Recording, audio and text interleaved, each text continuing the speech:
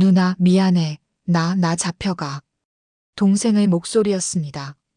10년 전 그날 밤, 내가 전화를 받지 않았던 바로 그 목소리가 지금도 내 귓가를 떠나지 않고 맴돌았고, 빗소리는 그때처럼 골목 전체를 적시고 있었습니다.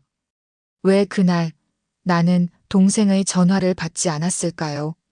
낡은 시계 속에서 종소리가 났던 것처럼 기억 속 어딘가에서 그날의 시간이 되살아났습니다. 동생이 마지막으로 남긴 메시지는 단 3단어였고, 그 3단어가 나를 10년 동안 이 어둠 속에 가둬두었으며, 오늘 밤 다시 이 골목에 선 이유도 바로 그 3단어 때문이었습니다.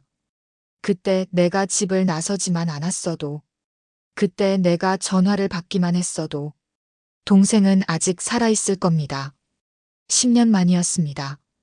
비냄새가 눅진하게 섞인 영등포 뒷골목에 다시 발을 디딘 것은 바로 그 10년이라는 시간이 지난 후였고, 철문이 쾅 하고 닫히는 소리와 함께 쓰러져 있던 조폭 하나가 나를 보자마자 그대로 바지를 적셨습니다. 놈은 떨고 있었습니다. 여대생 후드티 속에 숨겨둔 내 군번줄이 살짝 흔들리며 오래 묵은 악몽이 다시 고개를 들었고, 그 한 조각의 금속이 빗소리 속에서 희미하게 반짝이는 순간 놈의 떨리는 목소리가 한밤중 공기를 찢었습니다. 조폭은 겁에 질려 뒷걸음질 쳤고, 그가 흘린 말 한마디가 내 안에 잠들어 있던 복수심을 깨웠습니다. 10년이라는 시간 동안 나는 단 하루도 그 순간을 잊은 적이 없었고, 매일 밤 똑같은 악몽을 꾸며 이 순간을 기다려왔으며, 이제 그 기다림이 끝났다는 걸 온몸으로 느낄 수 있었습니다. 빗소리가 점점 거세졌습니다.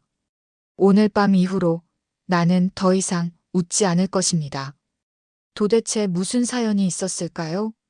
이야기 시작 전 영등포에 중국 조폭들이 꽤 많이 있다고 합니다.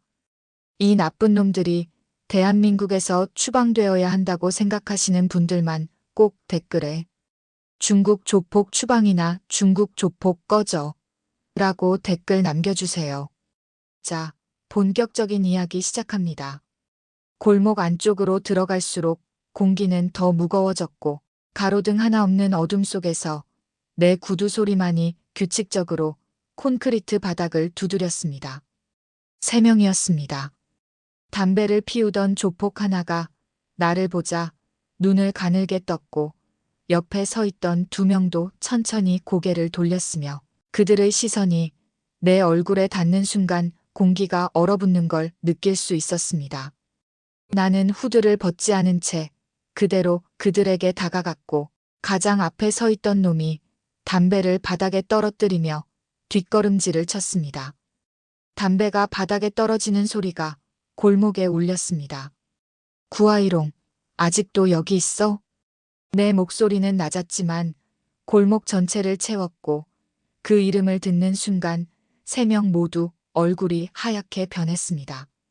놈들은 서로 눈빛을 주고받았고, 그중 한 명이 주머니에서 칼을 꺼내려는 순간 내가 먼저 움직였습니다. 1초도 걸리지 않았습니다.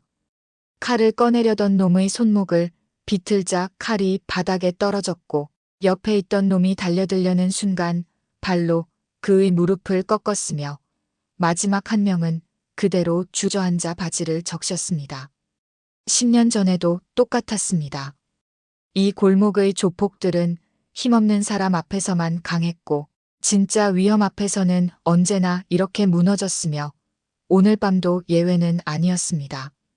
바닥에 쓰러진 놈의 입에서 헐떡이는 숨소리가 새어나왔고, 나는 그의 멱살을 잡아 일으켰습니다. 구아이롱, 어디 있어? 내 목소리에는 감정이 없었지만 놈의 얼굴에는 공포만 가득했습니다. 3층 사무실. 놈이 떨리는 목소리로 대답했고, 나는 그를 놓아준 채 건물 쪽으로 걸어갔습니다. 10년 전 동생이 끌려갔던 바로 그 건물이었습니다. 녹슨 철제 계단을 오르는 내 발소리만이 텅 빈 건물에 울렸고, 3층에 도착했을 때 복도 끝에서 희미한 불빛이 새어나오고 있었습니다. 나는 문 앞에 섰습니다. 안에서 남자들의 웃음소리가 들렸습니다. 문을 열자 담배 연기가 얼굴을 때렸고 안에 있던 5명의 남자가 일제히 나를 쳐다봤습니다. 가장 안쪽 소파에 앉아있던 남자가 천천히 고개를 들었고 그 순간 10년 전 기억이 파도처럼 밀려왔으며 내 손은 저절로 주먹을 쥐고 있었습니다. 구아이롱이었습니다. 40대 중반쯤 되어 보이는 그는 여전히 그때 그 모습 그대로였고 잔잔하게 웃고 있는 얼굴 뒤에는 10년 전 내가 봤던 그 잔혹함이 그대로 숨어 있었습니다. 그는 나를 위아래로 훑어보더니 담배 연기를 내뿜으며 입을 열었지만 나는 그가 말을 끝내기 전에 주머니에서 707 휘장 조각을 꺼내 탁자 위에 던졌습니다. 휘장이 탁자에 떨어지는 소리가 방 안을 채웠습니다. 구아이롱의 얼굴이 일그러졌고 그의 손에 들린 담배가 미세하게 떨리기 시작했으며 방 안에 있던 다른 남자들도 모두 숨을 죽인 채 나를 바라봤습니다. 나는 천천히 입을 열었습니다. 10년 전 여기서 여자애 하나 끌고 간 거 기억나? 내 목소리는 조용했지만 방 안전체를 지배했고 구아이롱의 눈빛이 흔들리는 것을 나는 놓치지 않았습니다. 그는 잠시 나를 뚫어지게 바라보다가 비웃듯 입꼬리를 올렸지만 그 웃음 뒤에 숨은 불안함을 감추지는 못했습니다.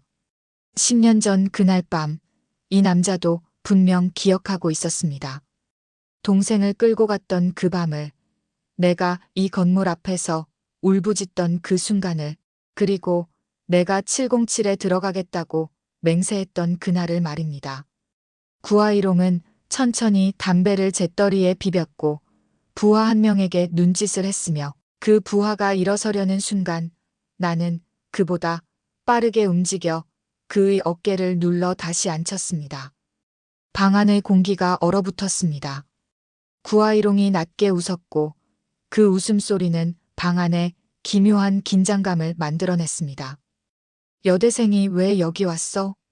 그의 목소리는 여유로웠지만 눈빛은 그렇지 않았고 나는 그 눈빛 속에서 10년 전 동생을 바라보던 그 차가움을 다시 발견했습니다. 나는 대답하지 않고 그를 바라봤고 그 침묵이 길어질수록 방 안의 긴장은 더 팽팽해졌으며 결국 구아이롱이 먼저 시선을 피했습니다. 나는 알았습니다. 이 남자도 나를 기억하고 있다는 것을, 그리고 두려워하고 있다는 것을 말입니다. 뒤돌아 나오는 내 등 뒤로 구아이롱의 낮은 목소리가 들렸습니다. 부하들에게 내린 명령은 짧았지만 분명했고 복도를 걸어 내려오는 동안 내 뒤에서 급하게 움직이는 발소리가 들렸습니다. 나는 멈추지 않았습니다. 계단을 내려와 골목으로 나왔을 때 빗소리는 더 거세져 있었고 하늘에서 떨어지는 빗방울이 내 얼굴을 적시며 흘러내렸습니다.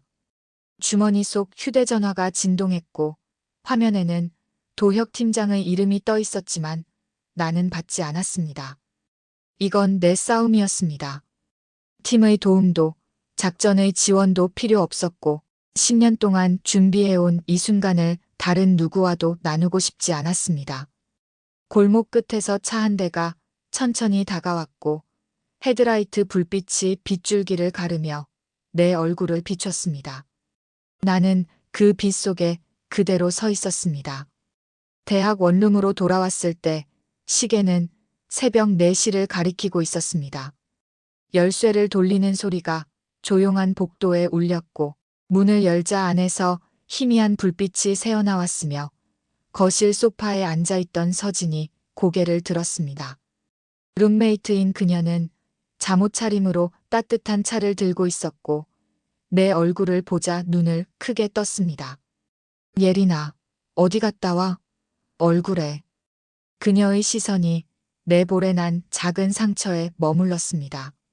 나는 가방을 내려놓으며 아무렇지 않게 웃었고 화장실 거울을 핑계 삼아 그녀의 질문을 피했습니다. 찬물로 얼굴을 씻는 동안 거울 속 내 모습이 낯설게 느껴졌고 26살 평범한 여대생과 전직 707 특수요원 사이 어딘가에 걸쳐 있는 이 이중 생활이 점점 무거워지고 있었습니다. 커피를 내리는 소리가 부엌에서 들렸습니다. 서진은 묻지 않았지만 나는 알고 있었습니다. 그녀가 느끼고 있다는 것을, 내게 뭔가 숨기는 게 있다는 것을 말입니다. 창밖으로 아침 햇살이 들어왔고 평범한 하루가 시작되는 것처럼 보였습니다. 하지만 내 귀에는 여전히 지난밤 구아이롱의 낮은 웃음소리가 맴돌았고 주머니 속 휴대전화는 도혁 팀장의 부재중 전화로 가득했으며 책상 위에 놓인 대학 과제물들은 마치 다른 세상의 것처럼 느껴졌습니다. 나는 노트북을 켜고 평소처럼 과제를 시작했지만 손가락이 키보드 위에서 멈췄습니다.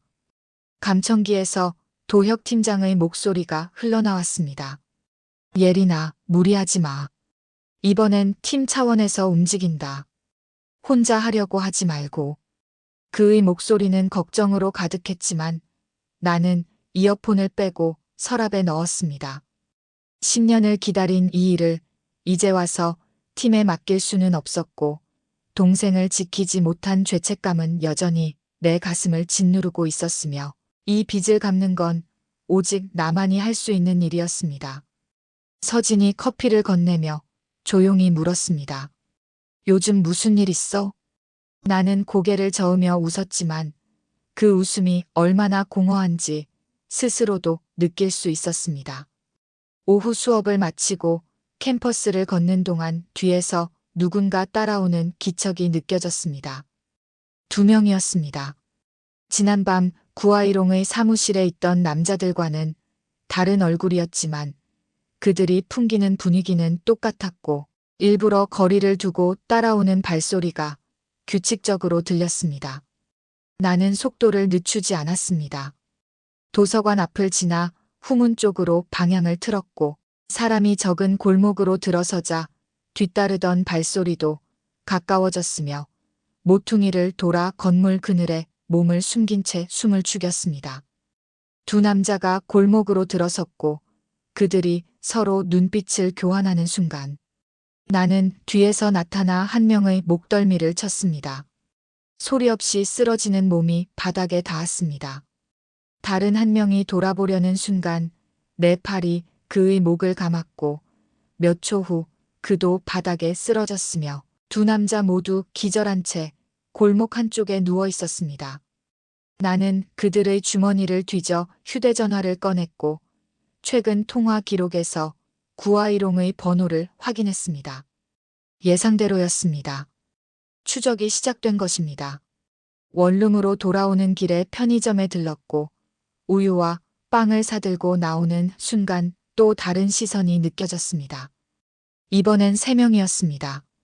구아이롱은 생각보다 집요했고 나를 확인하기 위해 더 많은 인원을 투입하고 있었으며 이 추적이 계속될수록 서진에게도 위험이 미칠 수 있다는 생각이 머릿속을 스쳤습니다. 원룸 계단을 오르며 나는 결심했습니다. 서진을 멀리 보내야 한다고. 적어도 이 일이 끝날 때까지는 그녀를 안전한 곳에 두어야 한다고 말입니다. 문을 열자 서진이 저녁을 준비하고 있었고 부엌에서 풍기는 따뜻한 냄새가 코끝을 스쳤으며 그 평범한 일상의 냄새가 오히려 가슴을 아프게 했습니다. 나는 가방을 내려놓으며 그녀에게 말했습니다. 서진아, 이번 주말에 고향 좀 다녀올래? 부모님 보고 싶지 않아? 서진은 고개를 갸우뚱하며 나를 바라봤지만 내 표정에서 뭔가를 느꼈는지 천천히 고개를 끄덕였습니다. 밤이 깊어지고 서진이 잠든 후 나는 창가에 서서 어두운 골목을 내려다봤습니다. 가로등 아래 검은색 차 한 대가 멈춰 있었고 안에서 희미하게 담배 연기가 피어올랐으며 그들은 밤새 그곳에 있을 것이라는 걸 나는 알고 있었습니다. 주머니 속 군번줄을 만지작거리며 나는 10년 전 그날 밤을 떠올렸습니다. 동생이 마지막으로 보낸 문자 메시지가 머릿속에 떠올랐습니다. 누나 보고 싶어. 그 짧은 문장이 마지막이 될 줄 누가 알았을까요? 내가 그때 조금만 더 일찍 집에 갔더라면, 동생의 전화를 받았더라면 그 아이는 지금 이 방 어딘가에서 웃고 있었을 것입니다. 창밖 차에서 불빛이 깜빡였습니다. 나는 커튼을 내리고 침대에 누웠지만 잠은 오지 않았습니다. 다음 날 아침 서진은 짐을 꾸려 고향으로 떠났고 그녀를 배웅하며 나는 처음으로 안도의 한숨을 쉬었습니다. 이제 혼자였습니다. 원룸에 돌아와 노트북을 켰고 어젯밤 확보한 휴대전화에서 추출한 데이터를 분석하기 시작했으며 구아이롱의 동선과 조직 구조가 하나씩 눈에 들어왔습니다. 그리고 그 데이터 속에서 10년 전 사건과 연결된 파일 하나를 발견했습니다. CCTV 백업 서버 위치였습니다. 심장이 빠르게 뛰기 시작했고 손가락이 떨렸으며 10년 동안 찾아 헤맸던 그 증거가 이제 손에 잡힐 듯 가까이 있었습니다. 나는 주소를 확인하고 지도를 열었습니다. 영등포 3층 건물 지하. 바로 그곳이었습니다. 밤이 되기를 기다렸습니다. 영등포 뒷골목은 어둠 속에서 더 깊은 악취를 풍겼고 3층 건물로 향하는 길목마다 구아이롱의 감시망이 펼쳐져 있었지만 나는 이미 그들의 배치를 파악하고 있었습니다. 후문 쪽 비상계단은 여전히 녹이 슬어 있었고 10년 전 동생을 찾아 헤맸던 그 계단을 다시 오르는 내 발소리만이 어둠을 채웠습니다. 지하로 내려가는 문은 잠겨 있었습니다. 자물쇠를 따는데 10초도 걸리지 않았고 문이 열리며 곰팡이 냄새와 함께 오래된 기억의 냄새가 코를 찔렀으며 계단을 내려가는 동안 희미한 비상등만이 길을 밝혀주었습니다. 지하 복도는 생각보다 길었고 끝에 작은 방 하나가 보였으며 그 안에서 희미하게 기계음이 들려왔습니다. CCTV 백업 서버였습니다. 오래된 컴퓨터 화면에 불이 들어왔고 파일 목록이 스크롤되며 지나갔으며 10년 전 그날 밤의 날짜를 찾는데 오래 걸리지 않았습니다. 2015년 11월 14일. 동생이 사라진 바로 그날이었습니다. 마우스를 클릭하는 내 손이 떨렸고 파일이 열리며 흑백 화면에 골목길이 나타났으며 시간을 빨리 돌리는 동안 심장 소리만이 귀를 울렸습니다. 오후 11시 45분. 화면 속에 동생이 나타났습니다.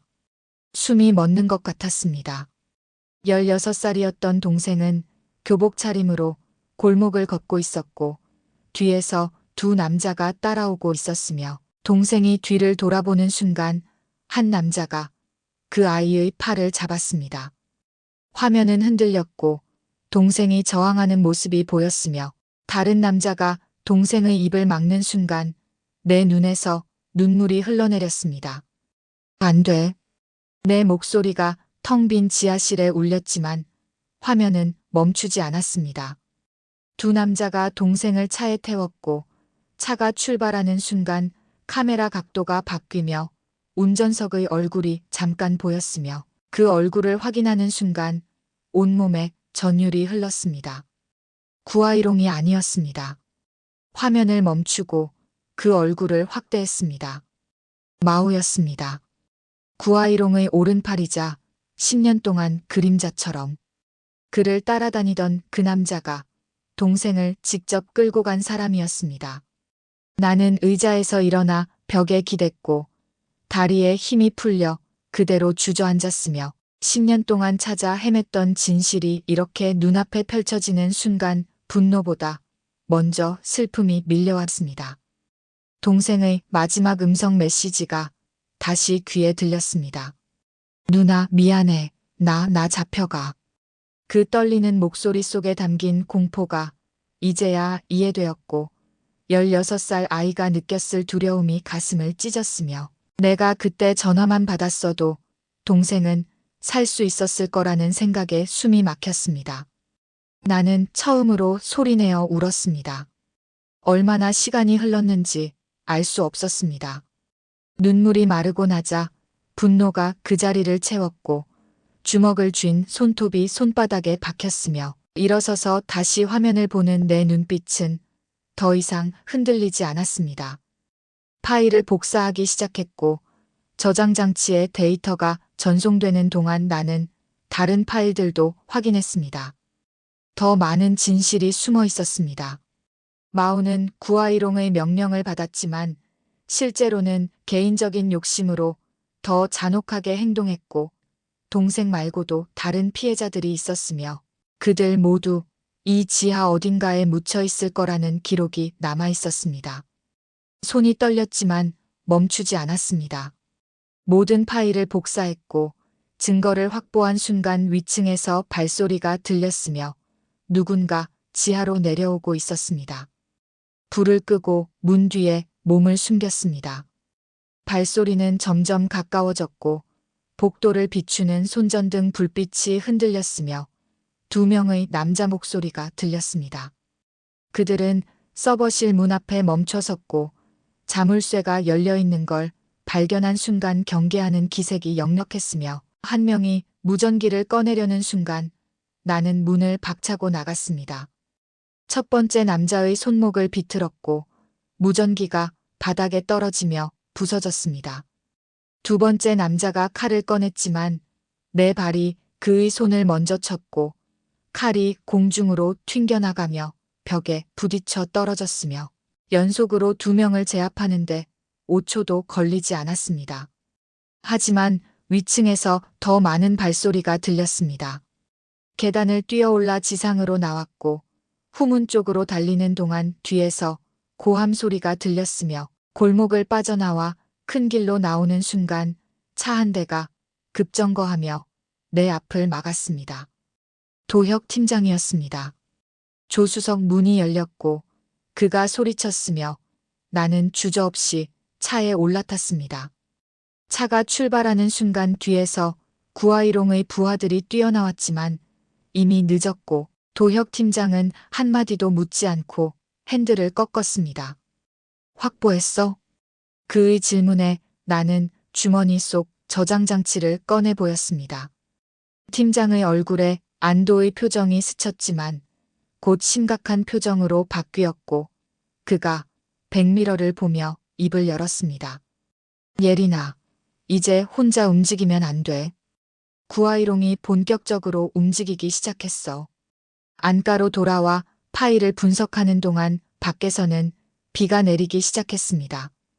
빗소리가 창문을 두드렸고 모니터 화면에는 10년 전 그날 밤의 진실이 펼쳐져 있었으며 팀원들이 하나둘 모여들어 화면을 지켜봤습니다. 누구도 말하지 않았고 그들의 침묵이 오히려 더 무겁게 느껴졌으며 마지막 파일이 재생되는 동안 나는 창밖을 바라봤습니다. 동생이 마지막으로 남긴 메시지에는 한 문장이 더 있었습니다. 누나, 이 아저씨 아니야. 그 말의 의미를 이제야 알았습니다. 동생은 구아이롱이 아니라 마오를 말하고 있었고 마지막 순간까지 진실을 남기려 했으며 그 진실이 10년 만에 내 손에 들어온 것입니다. 도혁 팀장이 내 어깨에 손을 올렸습니다. 이제 끝을 볼 수 있어. 나는 고개를 끄덕였지만 가슴속 깊은 곳에서는 여전히 동생의 목소리가 울리고 있었고 그 울림이 멈출 때까지 나는 멈추지 않을 것이라는 걸 알고 있었습니다. 이틀 후 구아이롱이 직접 연락을 해왔습니다. 휴대전화 화면에 뜬 번호는 낯설었지만 목소리는 분명했고 그의 차분한 말투 속에는 위협과 제한이 동시에 담겨 있었으며 통화를 끝내는 순간 나는 이것이 함정이라는 걸 알면서도 거부할 수 없었습니다. 내일 밤 8시 3층 사무실로 와. 혼자. 그의 목소리는 여유로웠지만 나는 그 여유 뒤에 숨은 초조함을 느낄 수 있었습니다. 도혁 팀장은 반대했고 팀원들도 위험하다며 말렸으며 회의실 테이블을 둘러싼 모든 사람이 내가 혼자 가는 것을 막으려 했습니다. 하지만 나는 이미 결심했고 이 대면이 필요하다는 것을 그들도 알고 있었으며 결국 팀장은 한숨을 쉬며 조건을 내걸었습니다. 감청장치는 필수야. 그리고 백업팀은 200m 밖에서 대기한다. 나는 고개를 끄덕였습니다. 다음 날 저녁 여대생 차림으로 영등포 뒷골목에 들어섰습니다. 707 휘장 조각은 주머니 깊숙이 넣었고 감청 장치는 목걸이 안에 숨겼으며 3층 건물로 다가가는 동안 골목 곳곳에서 감시하는 시선이 느껴졌습니다. 계단을 오르는 내 발소리가 건물 전체에 울렸고 3층 복도 끝 사무실 문 앞에 섰을 때 안에서 담배 연기가 새어나왔습니다. 문을 열었습니다. 사무실 안은 지난번보다 조용했고 구아이롱 혼자 창가 소파에 앉아 있었으며 그의 뒤로 저녁 노을이 창문을 붉게 물들이고 있었습니다. 그는 담배를 피우며 나를 천천히 훑어봤고 손짓으로 맞은편 의자를 가리켰으며 그 여유로운 태도 속에 긴장이 숨어 있다는 걸 나는 놓치지 않았습니다. 앉아. 나는 서 있었습니다. 구아이롱이 잿더리에 담배를 비비며 웃었고 그 웃음은 방 안 공기를 더 무겁게 만들었습니다. 10년 전 그의 누나 맞지? 강혜린. 내 이름을 부르는 그의 목소리에는 확신이 담겨 있었고 나는 대답하지 않았지만 그것만으로도 충분한 대답이었으며 구아이롱은 새 담배를 꺼내 불을 붙였습니다. 연기가 천천히 피어올랐고 그는 창밖을 바라보며 입을 열었으며 그의 목소리는 마치 오래된 이야기를 하듯 담담했습니다. 그때 일은 나도 기억해. 16살짜리 애가 잘못된 시간에 잘못된 장소에 있었지. 분노가 치밀어 올랐지만 나는 참았습니다. 주머니 속 707 휘장 조각을 꺼내 탁자 위에 던졌고 금속이 나무 표면에 부딪히는 소리가 방 안을 채웠으며 구아이롱의 손이 미세하게 떨리는 것을 나는 보았습니다. 그 애는 내 부하가 끌고 갔어. 마우. 구아이롱의 얼굴이 굳었고 담배를 든 손이 완전히 멈췄으며 그는 나를 똑바로 쳐다봤습니다. CCTV 파일 봤구나. 인정하는 것이었습니다. 그는 더 이상 부정하지 않았고 오히려 몸을 앞으로 기울이며 목소리를 낮췄으며 그의 눈빛에는 계산이 가득했습니다. 그래, 마우가 했어. 하지만 그게 다가 아니야. 나는 팔짱을 끼고 그를 바라봤습니다. 구아이롱은 담배 연기를 천천히 내뿜으며 계속했고 그의 말 속에는 변명과 책임 회피가 뒤섞여 있었으며 10년 전 그날 밤의 진실이 조금씩 드러나기 시작했습니다. 그때 마우한테 애 데려오라고 했어. 협박용으로. 그게 다였어. 그런데 그가 말을 멈췄고 창밖을 보며 한숨을 쉬었으며 그 한숨 속에는 후회가 아닌 짜증이 섞여 있었습니다. 마우 그 새끼가 선 넘었어. 심장이 빠르게 뛰었지만 표정은 유지했습니다.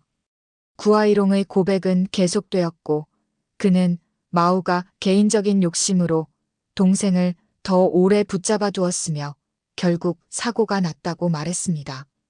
그의 목소리에는 책임을 마우에게 전가하려는 의도가 분명했고 자신은 단지 명령만 내렸을 뿐이라는 변명이 계속되었으며 듣는 동안 나는 주먹을 쥐고 있었습니다. 그 후로 마우를 찾았지만 놈은 사라졌어. 5년 전에 다시 나타나서 일 도와달라고 해서 받아줬는데 구아이롱이 나를 쳐다봤습니다. 지금도 내 밑에서 일하고 있어. 그 말을 듣는 순간 모든 퍼즐이 맞춰졌고 마우를 찾는 것이 생각보다 쉬울 거라는 확신이 들었으며 동시에 구아이롱이 왜 나를 여기 불렀는지도 이해가 되었습니다. 그는 거래를 제안하려는 것이었습니다. 마우 줄게. 대신 나는 건드리지 마. 구아이롱의 목소리는 차분했지만 눈빛은 간절했고 그는 책상 서랍을 열어 봉투 하나를 꺼내 내 앞에 밀었습니다. 마우 위치, 동선, 약점 다 들어있어. 가져가. 봉투를 보는 순간 구역질이 났지만 나는 손을 뻗었습니다. 봉투를 집어들고 안을 확인했고 실제로 마오에 대한 상세한 정보가 담겨 있었으며 구아이롱은 자신의 오른팔을 팔아넘기는 것조차 주저하지 않고 있었습니다. 나는 봉투를 주머니에 넣고 일어섰고 문으로 향하는 내 등 뒤로 구아이롱의 목소리가 따라왔습니다. 복수는 해도 돼. 하지만 선은 지켜. 나는 돌아보지 않고 문을 열었습니다. 선은 내가 먼저 넘었어. 복도로 나오는 순간 양쪽에서 남자들이 나타났고 5명이 나를 둘러쌌으며 그들의 손에는 강목과 쇠파이프가 들려 있었습니다. 거래는 거짓이었습니다. 구아이롱은 정보를 주는 척하며 나를 안심시켰고 나를 제거할 준비를 이미 끝낸 상태였으며 이 모든 것이 함정이었다는 걸 이제야 깨달았습니다. 하지만 나는 놀라지 않았고 오히려 예상했던 일이었으며 감청 장치가 제대로 작동하고 있다면 백업팀이 곧 도착할 것이었습니다. 첫 번째 남자가 강목을 휘둘렀습니다. 나는 몸을 낮춰 피했고 그의 옆구리를 가격했으며 두 번째 남자의 쇠파이프를 손으로 막아낸 순간 손목을 저렸지만 멈추지 않았습니다. 707에서 배운 근접 전투 기술이 몸에서 자동으로 나왔고 5명을 상대하는 동안 복도는 아수라장이 되었으며 마지막 남자가 쓰러지는 순간 계단 아래에서 발소리가 들렸습니다. 백업팀이었습니다. 도혁 팀장이 총을 든 채 계단을 올라왔고 뒤따라 팀원 넷이 복도로 들어섰으며 사무실 문이 열리며 구아이롱이 나왔지만 이미 포위된 상태였습니다. 그의 얼굴은 창백했고 여유는 완전히 사라졌으며 담배를 든 손이 바들바들 떨리고 있었습니다. 구아이롱, 10년 전 강수와 유괴 및 살인 사건으로 체포한다. 도혁 팀장의 목소리가 복도에 울렸고 팀원들이 구아이롱에게 다가갔으며 수갑이 채워지는 소리가 들렸습니다. 나는 벽에 기댄 채 그 모습을 지켜봤고 10년을 기다린 이 순간이 생각보다 허망하게 느껴졌으며 구아이롱이 끌려가는 모습을 보면서도 가슴속 공허함은 채워지지 않았습니다. 왜냐하면 아직 끝나지 않았기 때문입니다. 마오가 남아있었습니다. 구아이롱이 체포된 다음 날 세상은 평소처럼 돌아가는 것처럼 보였습니다. 아침 햇살이 원룸 창문으로 들어왔고 거리에는 출근하는 사람들로 붐볐으며 나는 커피를 마시며 노트북 화면을 바라보고 있었습니다. 구아이롱이 준 봉투 속 자료에는 마오의 은신처와 동선이 상세하게 적혀 있었고 그를 찾는 것은 시간 문제였으며 도혁 팀장은 이틀 안에 작전을 시작하자고 했습니다. 하지만 마오가 먼저 움직였습니다. 휴대전화가 울렸고 화면에 뜬 번호는 서진이었지만 목소리는 달랐으며 낯선 남자의 웃음소리가 수화기 너머로 들려왔습니다. 강혜린 맞지? 심장이 멎는 것 같았습니다. 배경 소음으로 서진의 흐느끼는 소리가 들렸고 그 약한 울음소리를 듣는 순간 온몸이 얼어붙었으며 손에 든 휴대전화가 떨리기 시작했습니다. 예린아, 무서워. 서진의 목소리였습니다. 그 짧은 한마디 속에 담긴 공포가 귀를 찔렀고 이어서 다시 남자의 목소리가 들렸으며 그는 천천히 말했습니다. 친구 예쁘던데? 무사히 돌려받고 싶으면 혼자 와. 위치는 문자로 보낼게. 통화가 끊어졌습니다.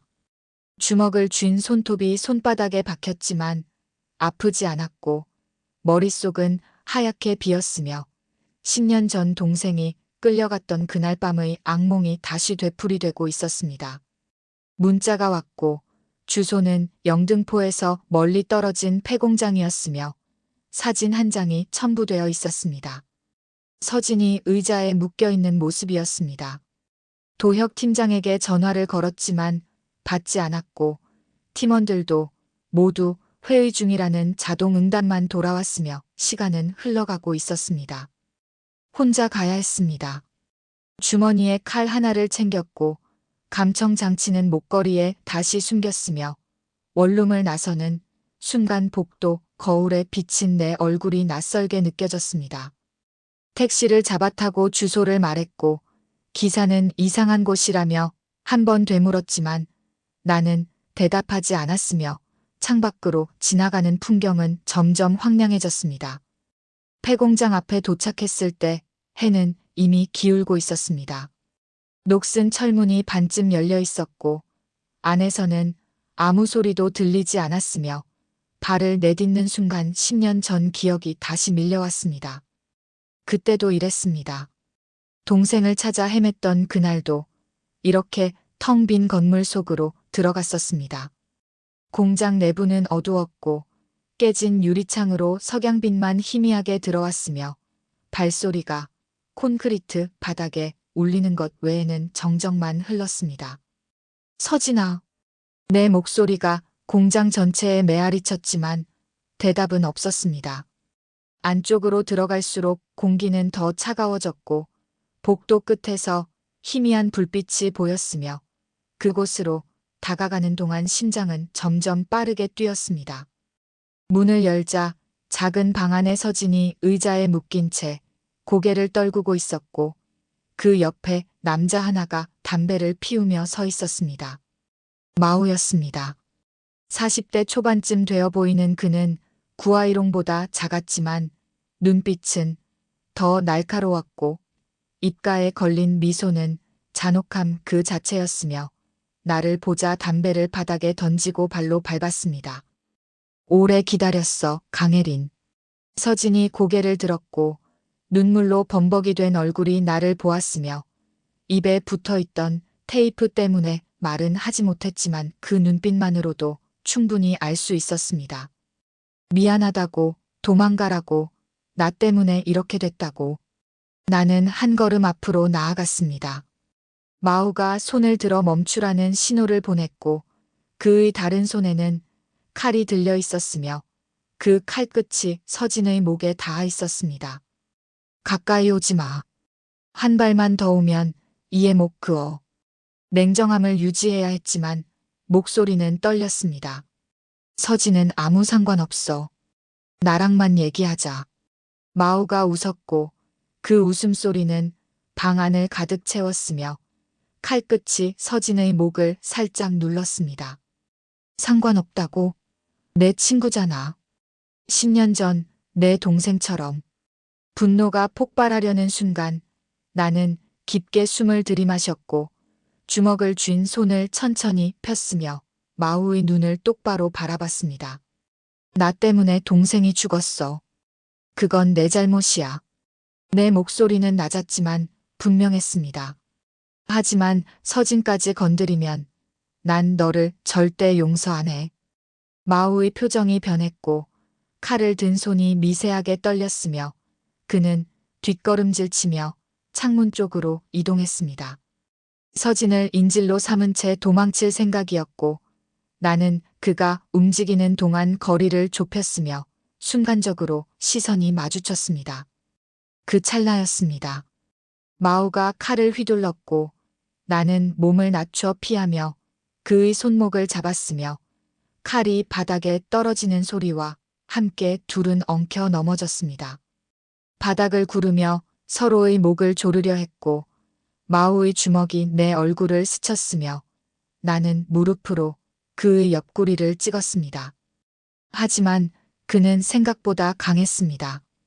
707 훈련을 받지 않았지만 거리 싸움에서 단련된 힘이 있었고 더러운 수법으로 내 눈을 찌르려 했으며 나는 간신히 피하며 거리를 벌렸습니다. 일어서는 순간 마우가 바닥에 떨어진 칼을 집어들었고 다시 칼끝이 내 쪽을 향했으며 둘 사이의 긴장은 극에 달했습니다. 서진이 의자를 흔들며 소리를 내려 했지만 묶인 채로는 할 수 있는 게 없었습니다. 마우가 웃으며 입을 열었고 그의 목소리에는 광기가 섞여 있었습니다. 10년 전 내 동생도 이랬어. 살려달라고 빌었지. 그 말을 듣는 순간 이성이 끊어졌습니다. 주머니에서 칼을 꺼내 던졌고 칼이 회전하며 날아가 마우의 어깨에 박혔으며 그가 비명을 지르며 뒤로 물러서는 순간 나는 달려들었습니다. 어깨를 잡아 벽에 밀어붙였고 무릎으로 그의 배를 찍었으며 그가 쓰러지는 순간 목을 조르기 시작했습니다. 동생이 뭐라고 했는지 기억나? 내 목소리는 차가웠고 마우의 얼굴은 점점 붉어졌으며 그는 손으로 내 팔을 잡아 떼어내려 했지만 소용없었습니다. 마지막으로 뭐라고 했어? 마우의 입에서 헐떡이는 소리만 나왔고 눈빛에는 공포가 가득했으며 10년 전 동생이 느꼈을 그 공포를 지금 그가 느끼고 있었습니다. 하지만 나는 멈췄습니다. 손을 풀고 뒤로 물러섰으며 마우는 바닥에 쓰러진 채 기침을 했습니다. 죽일 수 있었지만 죽이지 않았고 복수는 이런 식으로 끝나서는 안 된다는 걸 알았으며 동생도 내가 살인자가 되는 걸 원하지 않을 거라는 생각이 들었습니다. 서진에게 다가가 테이프를 떼어냈고 묶인 밧줄을 풀었으며 그녀는 내 품에 안겨 울음을 터뜨렸습니다. 미안해, 서진아. 내가 너까지 위험하게 만들었어. 서진은 고개를 저으며 울었고 나는 그녀의 등을 쓰다듬으며 창밖을 바라봤습니다. 저 멀리서 사이렌 소리가 들려왔고 도혁 팀장이 백업팀을 이끌고 오고 있었으며 이제 정말 끝이 보이기 시작했습니다. 마우는 바닥에 쓰러진 채 움직이지 않았고 어깨에서 흘러내린 피가 바닥에 고였으며 그의 눈빛에는 더 이상 광기가 아닌 체념만 남아 있었습니다. 경찰이 공장 안으로 들어왔고 도혁 팀장이 나를 보며 안도의 한숨을 쉬었으며 팀원들이 마우를 체포하는 동안 나는 서진을 부축해 밖으로 나왔습니다. 석양이 지고 있었습니다. 하늘은 붉게 물들어 있었고 그 붉은 빛 속에서 10년의 시간이 천천히 저물어가는 것 같았으며 서진은 내 어깨에 기댄 채 조용히 물었습니다. 이제 끝난 거야? 나는 고개를 끄덕였지만 가슴속 어딘가는 여전히 무거웠습니다. 왜냐하면 동생은 돌아오지 않을 것이고 10년이라는 시간도 되돌릴 수 없으며 복수가 끝나도 상처는 남을 것이기 때문입니다. 마우가 체포된 후 사흘 동안 나는 원룸에 틀어박혀 있었습니다. 서진은 부모님 집으로 돌아갔고 도혁 팀장은 매일 안부 전화를 했으며 창밖으로는 비가 내렸다가 개기를 반복했습니다. 나는 아무것도 하지 않았고 먹지도 않았으며 단지 천장을 바라보며 누워 있었습니다. 끝났다고 생각했습니다. 구아이론과 마우 모두 붙잡혔고 10년 동안 찾던 진실도 밝혀졌으며 이제 법이 그들을 처벌할 것이었습니다. 하지만 가슴속 공허함은 오히려 더 커졌고 복수가 끝난 후의 삶이 어떤 것인지 알 수 없었으며 동생 없는 세상에서 나는 무엇을 해야 하는지 막막했습니다. 휴대전화가 울렸습니다. 도혁 팀장이었고 그의 목소리는 평소와 달리 긴박했으며 첫 마디부터 심상치 않았습니다. 예린아, 지금 당장 안가로 와. 급한 일이야. 안가 회의실에 도착했을 때 팀원들이 모두 모여 있었고 테이블 위에는 서류와 증거물들이 널려 있었으며 도혁 팀장의 표정은 심각했습니다. 앉아. 나는 의자를 당겨 앉았고 팀장은 서류 한 장을 내 앞에 밀었습니다. 마우의 휴대전화에서 복원한 파일이었고 그 안에는 10년 전 사건에 대한 더 많은 진실이 숨어 있었으며 파일을 열어보는 순간 손이 떨리기 시작했습니다. CCTV 복원 파일이 추가로 발견되었다는 내용이었습니다.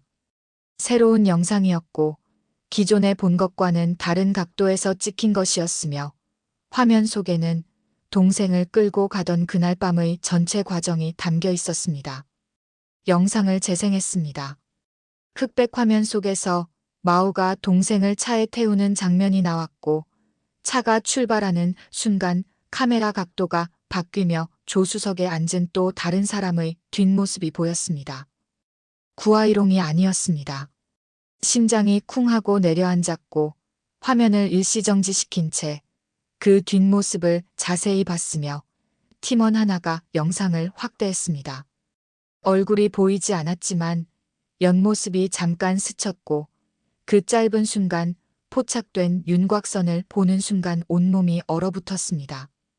이 사람 누구야? 내 목소리는 떨렸고 도혁 팀장은 한숨을 쉬며 다른 서류를 꺼냈습니다. 안면 인식 프로그램 돌렸어. 일치율 98%. 그가 내민 서류 위에는 사진 한 장이 있었습니다. 5년 전 마오와 함께 찍은 사진이었고 그 옆에 서 있던 남자의 얼굴은 분명했으며 이름이 적혀 있었습니다. 최준혁. 구아이롱 조직의 실세였고 현재는 합법적인 사업가로 위장하며 살고 있었으며 10년 전 그날 밤 마오와 함께 동생을 끌고 간 진짜 공범이었습니다. 구아이롱은 명령만 내렸어. 실제로 현장에 있었던 건 마오와 최준혁이었고 도혁 팀장의 말이 계속되었습니다. 그리고 최준혁이 더 위험해. 마오는 실행범이었지만 최준혁은 계획자였어. 서류를 넘기며 더 많은 증거가 나왔고 최준혁이 10년 동안 얼마나 많은 범죄에 연루되었는지 기록되어 있었으며 동생 사건은 그중 하나에 불과했습니다. 나는 주먹을 쥐었습니다. 최준혁은 지금 어디 있어? 내 질문에 팀장은 지도를 펼쳤고 빨간 점 하나가 표시된 곳을 가리켰습니다. 강남에 사무실 있어. 합법적인 무역회사 운영 중이고 겉으로는 깨끗해 보이지. 하지만 실제로는 구아이롱이 체포된 후 조직을 재정비하며 세력을 키우고 있었고 마오마저 잡히자 도주 준비를 하고 있다는 정보도 있었으며 이틀 후면 해외로 빠져나갈 가능성이 높았습니다. 놓치면 안 돼. 이 사람까지 잡아야 진짜 끝이야. 도혁 팀장의 목소리는 단호했고 나는 고개를 끄덕였습니다. 10년 전 그날 밤 동생을 끌고 간 사람이 3명이었다는 사실을 이제야 알게 되었고 구아이롱과 마오는 붙잡혔지만 최준혁은 여전히 자유롭게 돌아다니고 있었으며 이 남자를 잡지 않으면 동생은 영원히 편히 쉴 수 없을 것 같았습니다. 작전 언제 시작해? 내 질문에 팀장은 시계를 봤습니다. 내일 밤. 최준혁이 사무실에 있을 때. 그날 밤 나는 원룸으로 돌아와 동생의 마지막 음성 메시지를 다시 들었습니다. 누나 미안해. 나 잡혀가. 그리고 그 뒤에 희미하게 들리는 남자들의 목소리를 주의 깊게 들었고 이제야 3명의 목소리가 섞여 있다는 걸 구분할 수 있었습니다. 마오의 거친 목소리, 구아이롱의 낮은 웃음, 그리고 차분하게 지시하는 또 다른 목소리. 최준혁이었습니다. 휴대전화를 꺼내 도혁 팀장에게 음성 파일을 전송했고 분석을 요청했으며 답장은 10분 만에 왔습니다. 목소리 일치. 최준혁 맞아. 이제 모든 퍼즐이 맞춰졌고 10년의 진실이 완전히 드러났으며 남은 건 마지막 한 사람을 잡는 것뿐이었습니다. 다음 날 저녁 작전 준비를 마치고 강남으로 향했습니다. 최준혁의 사무실은 고급 빌딩 15층에 있었고 겉으로 보기엔 평범한 무역회사였으며 출입구에는 경비까지 서 있었습니다. 도혁 팀장과 팀원 셋이 함께였고 우리는 각자 역할을 나눠 건물 안으로 들어갔습니다. 나는 배달원으로 위장했고 손에는 서류 봉투를 들고 있었으며 엘리베이터를 타고 15층으로 올라가는 동안 심장은 빠르게 뛰었습니다. 초인종을 눌렀고 안에서 여직원이 문을 열었으며 나는 웃으며 서류를 내밀었습니다. 최준혁 대표님께 전달할 서류입니다. 여직원이 서류를 받으려는 순간 나는 문틈으로 안을 살폈고 복도 끝 사무실에서 최준혁의 뒷모습이 보였습니다. 여직원이 서류를 확인하는 동안 나는 안으로 들어섰고 그녀가 당황하며 막으려 했지만 이미 복도로 들어선 후였습니다. 잠깐만요. 뒤에서 외치는 소리가 들렸지만 무시하고 사무실 문을 열었습니다. 최준혁이 책상에 앉아 서류를 보고 있었고 문이 열리는 소리에 고개를 들었으며 나를 보는 순간 그의 표정이 굳었습니다. 누구세요? 침착한 목소리였지만 눈빛은 경계하고 있었고 나는 문을 닫으며 한 걸음 다가갔습니다. 10년 전 강수아 기억하세요? 그 이름을 듣는 순간 최준혁의 얼굴이 창백해졌고 책상 위에 놓인 손이 미세하게 떨렸으며 그는 천천히 의자에서 일어났습니다. 무슨 소리인지. 16살 여자예요. 10년 전 11월 14일 밤 영등포 뒷골목에서 마우랑 같이 끌고 간. 최준혁의 눈빛이 흔들렸습니다. 주머니에서 휴대전화를 꺼내 CCTV 영상을 재생했고 화면 속 그의 뒷모습을 보여줬으며 최준혁은 한 걸음 뒤로 물러섰습니다. 그건. 변명이 시작되었지만 나는 듣고 싶지 않았습니다. 당신이 계획했고 마우가 실행했으며 구아이롱은 명령만 내렸어요. 그 애는 당신들 때문에 죽었어요. 최준혁은 창문 쪽으로 계속 물러섰고 등이 창문에 닿는 순간 더 이상 갈 곳이 없다는 걸 깨달았으며 그의 얼굴에는 공포가 가득했습니다. 미안해요. 정말 미안해요. 그때는 어쩔 수 없었어요. 어쩔 수 없었다고. 내 목소리가 높아졌고 주먹을 쥔 채 그에게 다가갔습니다. 16살 애가 뭘 잘못했는데? 최준혁은 대답하지 못했고 그저 고개를 떨구고 있었으며 그 순간 문이 열리며 도혁 팀장과 팀원들이 들어왔습니다. 최준혁, 강수아, 유괴 및 살인 방조 혐의로 체포한다. 팀장의 목소리가 사무실에 울렸고 수갑이 채워지는 소리가 들렸으며 최준혁은 끌려가며 한 번 나를 돌아봤습니다. 그의 눈빛에는 후회가 담겨 있었지만 이미 늦었고 10년이라는 시간은 되돌릴 수 없었으며 동생은 돌아오지 않을 것이었습니다. 사무실을 나와 엘리베이터를 타고 내려가는 동안 나는 창밖을 바라봤습니다. 강남의 화려한 불빛들이 밤하늘을 밝히고 있었고 그 속에서 수많은 사람들이 살아가고 있었으며 그들 중 누구도 10년 전 16살 소녀가 어떻게 사라졌는지 알지 못했습니다. 하지만 이제는 알게 될 것입니다. 진실은 밝혀졌고 3명의 범인은 모두 잡혔으며 동생의 억울함은 풀렸습니다.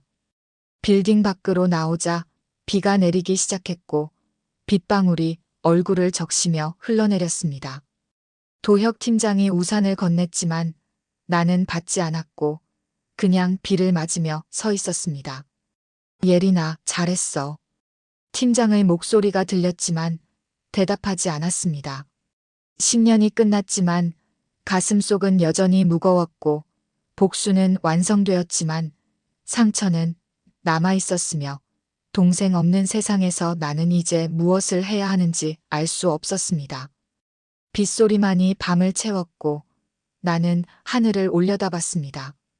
동생아, 이제 편히 쉬어도 돼.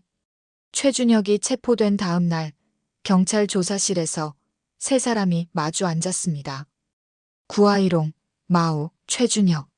10년 전 동생을 죽음으로 몰아넣은 3명의 남자가 한 공간에 모인 것은 이번이 처음이었고 유리창 너머로 나는 그들을 지켜보고 있었으며 도혁 팀장이 옆에 서서 조사 과정을 설명했습니다. 이제 진술 대조 들어간다. 셋 중 누가 먼저 진실 말하느냐가 형량 결정해. 형사 1명이 조사실로 들어갔고 테이블에 서류를 펼쳤으며 3 남자는 서로를 쳐다보지 않고 고개를 숙이고 있었습니다. 10년 전 11월 14일 강수아 유괴 및 살해 사건. 누가 먼저 말할래? 침묵이 흘렀습니다. 구아이롱이 먼저 입을 열었고 그의 목소리는 떨리고 있었습니다. 나는 명령만 했어요. 애 데려오라고만 했지 죽이라고 한 적 없어요.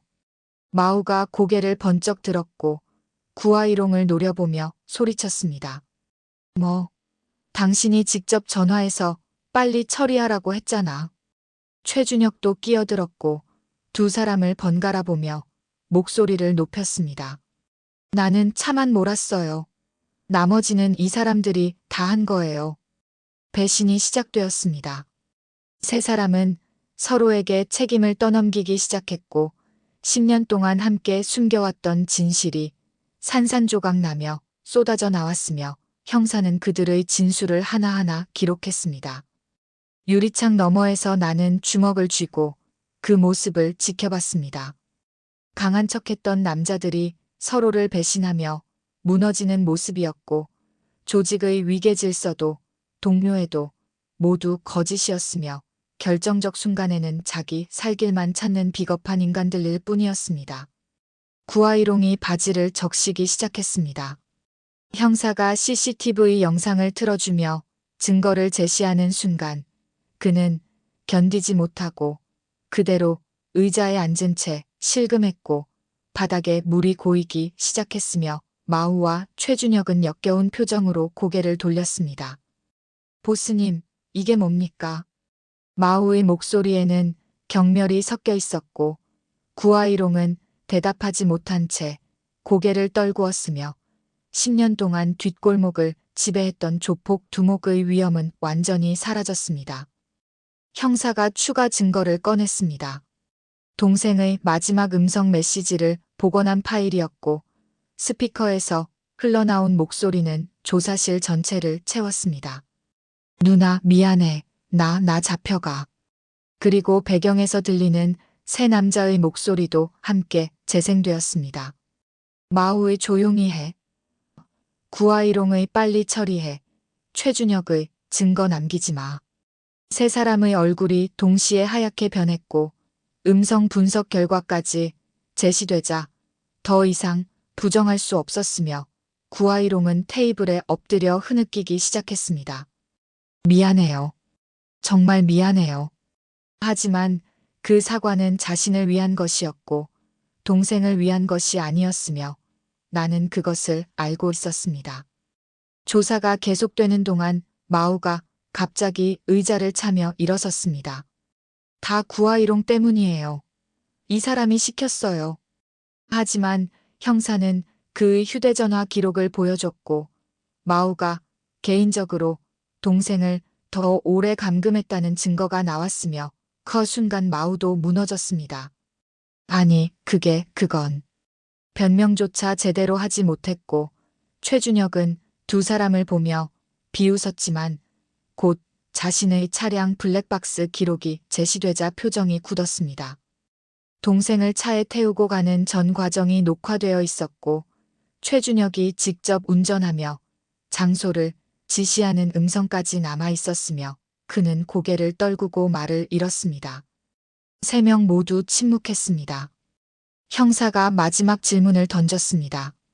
강수아가 마지막으로 뭐라고 했는지 기억하나? 구아이롱이 떨리는 목소리로 대답했습니다. 살려달라고 했어요. 마우가 고개를 끄덕였습니다. 누나한테 전화하게 해달라고. 최준혁이 눈물을 흘리며 말했습니다. 아무 잘못도 안 했다고. 제발 보내달라고. 그 말들을 듣는 순간 내 눈에서도 눈물이 흘러내렸고 유리창에 이마를 기댄 채 주먹으로 벽을 쳤으며 도혁 팀장이 내 어깨에 손을 올렸지만 위로가 되지 않았습니다. 16살 아이가 마지막으로 남긴 말들이었고 그 말들을 들어줄 사람은 아무도 없었으며 동생은 그렇게 혼자 두려움 속에서 죽어갔습니다. 조사가 끝나고 세 사람은 각각 다른 유치장으로 이송되었습니다. 복도를 지나가는 그들을 나는 끝까지 지켜봤고 구아이롱은 여전히 바지에 오줌 자국을 남긴 채 고개를 숙이고 걸었으며 마우는 어깨에 붕대를 감고 절뚝거렸고 최준혁은 수갑찬 손으로 얼굴을 가리고 있었습니다. 강한 척했던 남자들의 마지막 모습이었습니다. 권력도 돈도 조직도 그들을 지켜주지 못했고 결정적 순간에 남은 것은 비겁함과 후회뿐이었으며 10년 동안 쌓아온 모든 것이 하루아침에 무너졌습니다. 형사가 내게 다가왔고 서류 봉투 하나를 건넸습니다. 최종 기소 내용이에요. 3명 모두 살인죄로 기소됩니다. 나는 봉투를 받았지만 열어보지 않았습니다. 경찰서를 나와 거리를 걷는 동안 햇살이 따뜻하게 내리쬐었습니다. 평범한 사람들이 평범한 일상을 살아가고 있었고 카페에서는 웃음소리가 들렸으며 아무도 방금 전 경찰서에서 무슨 일이 있었는지 알지 못했습니다. 나는 벤치에 앉았고 하늘을 올려다봤습니다. 구름 한 점 없는 맑은 하늘이었고 햇살은 눈부셨으며 10년 만에 처음으로 가슴속 무게가 조금 가벼워지는 것 같았습니다. 휴대전화를 꺼내 동생 사진을 봤습니다. 16살 교복 입은 동생이 웃고 있는 사진이었고 그 미소는 여전히 밝았으며 나는 화면을 쓰다듬으며 조용히 말했습니다. 수아야, 다 끝났어. 그 사람들 다 잡았어. 하지만 동생은 대답하지 않았고 사진 속 미소만 그대로였으며 10년이라는 시간은 여전히 되돌릴 수 없었습니다. 복수는 끝났지만 동생은 돌아오지 않을 것이고 3명의 남자가 감옥에 가도 동생의 16살은 다시 오지 않을 것이며 내가 할 수 있는 것은 이제 놓아주는 것뿐이었습니다. 도혁 팀장이 전화를 걸어왔고 회식 제안을 했지만 나는 거절했습니다. 오늘은 혼자 있고 싶어요. 팀장은 이해한다며 끊었고 나는 벤치에 계속 앉아 있었습니다. 해가 지기 시작했고 하늘은 점점 붉어졌으며 그 붉은 빛 속에서 10년의 시간이 천천히 저물어가고 있었습니다. 저녁이 되어 원룸으로 돌아왔고 현관문을 여는 순간 서진이 거실에서 기다리고 있었습니다. 예린아. 그녀는 나를 보자 달려와 안아줬고 나는 그 품에서 처음으로 긴장을 풀었습니다. 끝났어, 서진아. 다 끝났어. 서진은 내 등을 쓰다듬으며 아무 말도 하지 않았고 그 침묵이 오히려 위로가 되었으며 우리는 한참을 그렇게 서 있었습니다. 밤이 깊어지고 서진이 잠든 후 나는 창가에 서서 밤하늘을 바라봤습니다. 별이 총총히 떠 있었고 그중 가장 밝은 별 하나가 나를 보고 있는 것 같았으며 나는 그 별을 향해 손을 흔들었습니다. 동생아, 거기서는 행복하니? 재판이 열린 날 법정은 사람들로 가득 찼습니다. 구아일옹, 마우, 최준혁 3명이 나란히 피고석에 앉아 있었고 그들은 모두 수갑을 찬 채 고개를 숙이고 있었으며 방청석에 앉은 나는 그들의 뒷모습을 바라봤습니다. 판사가 입장했고 재판이 시작되었으며 검사가 기소 내용을 낭독하는 동안 법정은 조용했습니다. 피고인들은 2015년 11월 14일 피해자 강수아를 유괴하여 살해한 혐의로 기소되었습니다. 그 말을 듣는 순간 가슴이 먹먹해졌고 10년 전 그날이 다시 떠올랐으며 동생의 얼굴이 눈앞에 어른거렸습니다. 증거가 제시되었습니다. CCTV 영상이 법정 스크린에 재생되었고 동생이 끌려가는 장면을 보는 순간 방청석 곳곳에서 한숨 소리가 들렸습니다. 음성 파일도 재생되었고 동생의 마지막 메시지가 법정 전체에 울려 퍼졌으며 누나, 미안해. 나 잡혀가라는 떨리는 목소리에 눈물을 흘리는 사람들도 있었습니다. 피고인들은 고개를 더욱 깊이 숙였고 구아일옹은 손수건으로 눈물을 닦았으며 마우는 입술을 깨물고 있었고 최준혁은 떨리는 손으로 물잔을 잡았습니다. 검사가 구형을 요청했습니다. 피고인 구아이롱, 살인교사 및 조직범죄 혐의로 무기징역을 구형합니다. 피고인 마우, 살인 및 유괴 혐의로 무기징역을 구형합니다. 피고인 최준혁, 살인방조 및 증거인멸 혐의로 징역 25년을 구형합니다. 변호인들이 선처를 호소했지만 판사는 표정 하나 변하지 않았습니다. 최후 진술 기회가 주어졌고 구아이롱이 먼저 일어섰습니다. 죄송합니다. 유족분께 정말 죄송합니다. 그의 목소리는 떨렸지만 나는 그것이 진심인지 알 수 없었고 마우도 일어나 같은 말을 반복했으며 최준혁은 눈물을 흘리며 용서를 빌었습니다.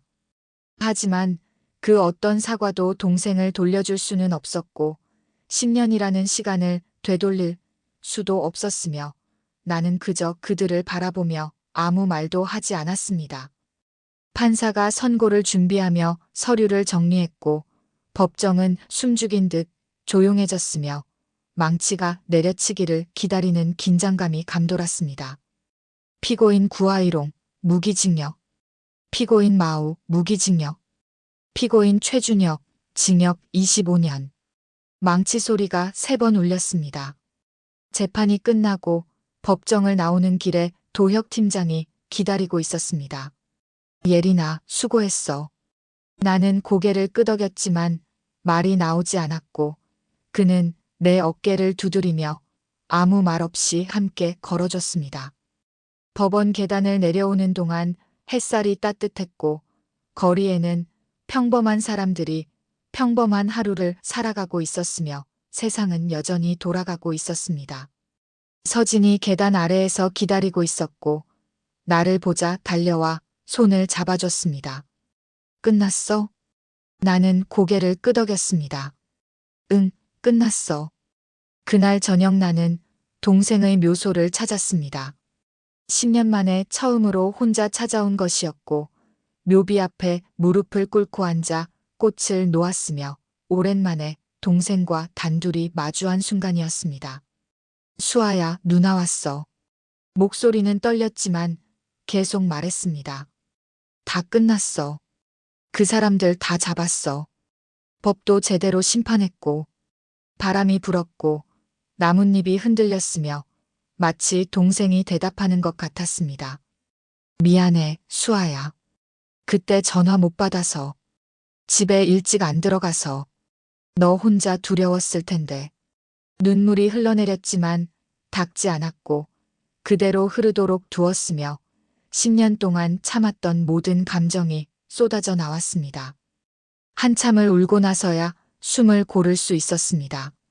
묘비를 쓰다듬으며 마지막 말을 건넸습니다. 이제 누나도 놓아줄게. 너도 편히 쉬고 우리 다음 생에 또 만나자. 일어서서 묘소를 뒤돌아보는데 석양이 지고 있었고 하늘은 붉게 물들어 있었으며 그 붉은 빛 속에서 10년의 시간이 천천히 저물어가는 것 같았습니다. 묘지를 나와 버스 정류장으로 걸어가는 동안 발걸음은 가벼웠고 가슴 속 무게도 많이 줄어든 것 같았으며 처음으로 앞을 향해 걸을 수 있을 것 같았습니다.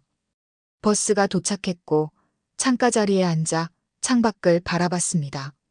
거리의 불빛들이 하나둘 켜지기 시작했고 사람들은 각자의 삶을 살아가고 있었으며 나도 이제 그들처럼 평범한 일상으로 돌아갈 수 있을 것 같았습니다. 원룸에 도착했을 때 서진이 저녁을 준비하고 있었습니다. 예린아, 배고프지? 좋아하는 거 해놨어. 테이블에는 따뜻한 음식들이 놓여 있었고 오랜만에 느끼는 일상의 온기였으며 나는 자리에 앉아 밥을 먹기 시작했습니다. 음식이 입으로 들어가는 것을 느낄 수 있었고 맛을 느낄 수 있었으며 10년 만에 처음으로 제대로 된 식사를 하는 것 같았습니다. 서진이 조심스럽게 물었습니다. 이제 어떻게 할 거야? 학교 계속 다닐 거야? 나는 고개를 끄덕였습니다. 응, 남은 학기 마치고. 그 다음은 생각해 볼게. 서진이 웃으며 고개를 끄덕였고 우리는 말없이 식사를 계속했으며 그 침묵이 편안하게 느껴졌습니다. 밤이 깊어지고 서진이 잠든 후 나는 책상 앞에 앉았습니다. 노트북을 켜고 새 문서를 열었으며 커서가 깜빡이는 화면을 한참 바라봤습니다. 그리고 천천히 글을 쓰기 시작했습니다. 10년 전 나는 동생을 잃었습니다. 첫 문장을 쓰는 순간 눈물이 다시 흘렀지만 멈추지 않았고 10년 동안의 이야기를 하나씩 풀어냈으며 동생과의 추억, 복수의 과정, 그리고 마침내 찾은 평화에 대해 썼습니다. 글을 쓰는 동안 시간이 얼마나 흘렀는지 알 수 없었고 창밖이 밝아지기 시작했으며 새벽이 오고 있었습니다. 마지막 문장을 썼습니다. 복수는 끝났지만 동생은 돌아오지 않았습니다. 하지만 이제 나는 놓아줄 수 있습니다. 그리고 다시 살아갈 수 있습니다. 파일을 저장하고 창밖을 바라봤습니다. 새벽 하늘은 서서히 밝아지고 있었고 어둠은 천천히 물러가고 있었으며 새로운 하루가 시작되고 있었습니다. 휴대전화를 꺼내 동생 사진을 마지막으로 한 번 봤습니다. 수아야, 사랑해. 항상 사랑했어. 사진을 보관함에 넣고 휴대전화를 내려놓았습니다. 이제 매일 사진을 보지 않아도 될 것 같았고 동생은 내 마음속에 영원히 살아있을 것이며 그것으로 충분했습니다. 창문을 열자 신선한 공기가 들어왔고 새들의 지저귀이 들렸으며 세상은 새로운 하루를 맞이하고 있었습니다. 나도 새로운 시작을 할 때였습니다.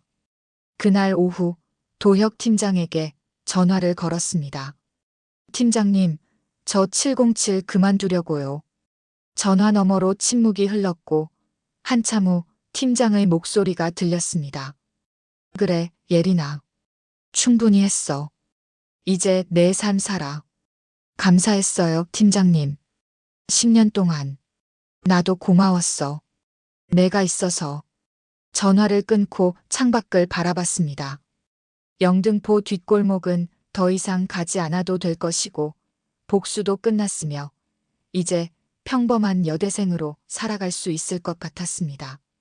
서진이 방문을 열고 들어왔습니다. 예린아, 오늘 날씨 좋은데 산책 갈래? 나는 웃으며 고개를 끄덕였습니다.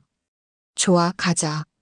공원을 걷는 동안 햇살은 따뜻했고 사람들은 웃으며 이야기를 나누고 있었으며 아이들은 뛰어놀고 있었습니다.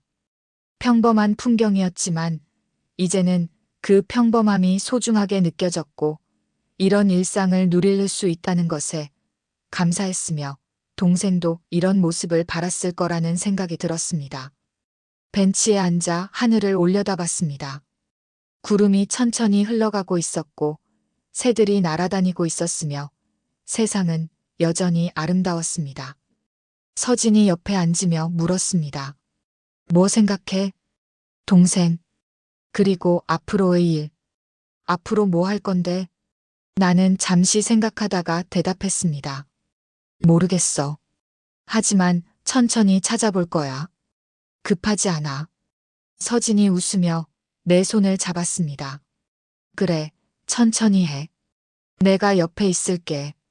해가 지기 시작했고 하늘은 다시 붉게 물들었으며 우리는 천천히 원룸으로 돌아가는 길을 걸었습니다. 발걸음은 가벼웠고 마음도 편안했으며 10년 만에 처음으로 미래를 생각할 수 있게 되었습니다. 원룸 앞에 도착했을 때 나는 하늘을 한 번 더 올려다봤습니다. 수아야, 잘 있어. 누나도 이제 잘 살게. 별 하나가 반짝였고 마치 동생이 대답하는 것 같았습니다. 문을 열고 안으로 들어가며 뒤돌아보지 않았습니다. 이제 앞만 보고 걸어갈 때였습니다. 긴 어둠을 지나 새벽이 오듯 나의 10년도 그렇게 끝났습니다. 그리고 처음으로 나는 나 자신을 용서할 수 있었습니다. 오늘 이야기 재밌으셨다면 댓글로 점수를 작성해 주세요.